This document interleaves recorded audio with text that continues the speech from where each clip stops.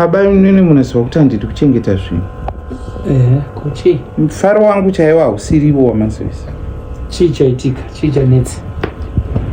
Panapa mufaro chaiwo hausi kuita. Hausiriwo waMazivisa. Amai vari kugara vachingochema. Ivava hanzi chiko, hanzi vaita pasei chii chiri kuitika? Amai vari kugara vachingochema kana musikana mumodi pano ari kushaya kuti obika, ovanyaradza, oita basa, ouya pari achingoti bamudiwa. Anzani? Moli chaiyo anouya pandiri achiniti baba mudiwa mama vari kungochema. Alright. Vari kungochema. Saka ine namheno kuchemei vari kungoti Jonathan, hameno Jonathan kuti ndewei Jonathan vanogara vakataura. Kona imi maichi Jonathan ndiani pamusha pano? Iye muri kugara makapfeka masori ndei. Ndiani wakafa wandisiri kuziva wamusina kundizivisa? Zviri kumbofamba seiko pamusha pano? Ndataurika iyoyo handiti ndiyakupira inyaya yacho. Ndinongotaura ndinoziva Jonathan. Imi Jonathan ndiani kuti? Jonathan ndiani? Iwe usade kuramba uchindidzimba ronda rangu. Wazvinzwa? Usade kuramba uchindidzimba ronda. Jonathan ndiani kumusha kwenyu? Handina wandinoziva anonzi Jonathan. Ndiani uyu?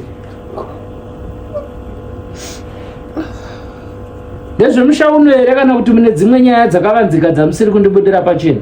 Imimi kana musingandide taurai.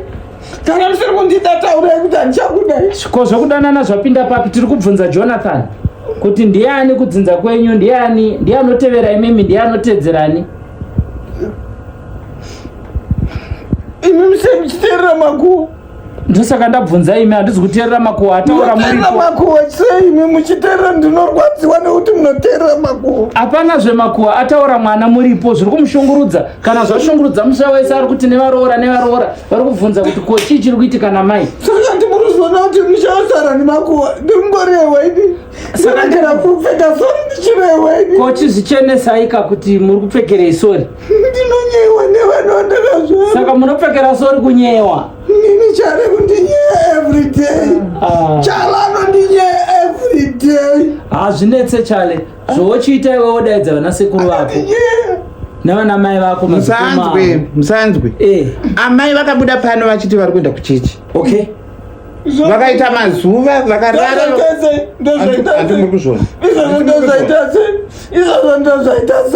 Vakauya vachiti nandaenda kurufu kwaJonathan ndinda tozobika, ndakaswera chibika ndichipa ndichitira vanhu vese basa. Kona mai Jilimba, Jonathan ndiani ko musiri kutaura? Imi musateerere makuwa. Ndati imi mudzidza musateerere makuwa chete.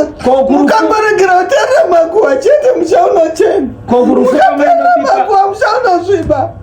Ko kurufu kwamaibika kwaiva kurufu kwaniko? Imimi kwamamuri kwani. Ina ndaiva kubasa kunze kwemakungwa. Saka inini ndakambokubvunzei kuti kunze kwemakungwa makaenderei? Miri kwemakungwa handiti maidya pano, handaitumira. Pandakauya muna kunditambira, hamuna zvamakatambira. Inini ndiri kurehwa chete, ndiri kunyewa. Iyi nyaya Jonathan ndoda kutoziva. Kuchechi kwamakaenda kwamakazodzoka makuti maibika ndekupi? Ndoda kumbonoziva.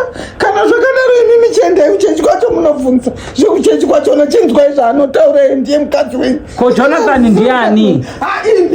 Ndati Jonathan ndiani? Siyanai nazvo zvese zvamuri kutifurirwa. Jonathan ndiani? Muchiruda nezvongwiri. Imi muchaenda kumusha kwenyu imi. Imi maakuzoenda kumusha kwenyu. Sekuru wako. Mudaidza vana sekuru vako, daidza vana mai guru vako. Imi msakadaro imi. Mazvinzwa. Naiwe Jilimba ndiwo wakutonga musha uno, ndiwo wababa wepano. Panongoita munhu ndiwo watova baba wepano. Koyo watova baba wepano. Amai mavaoni.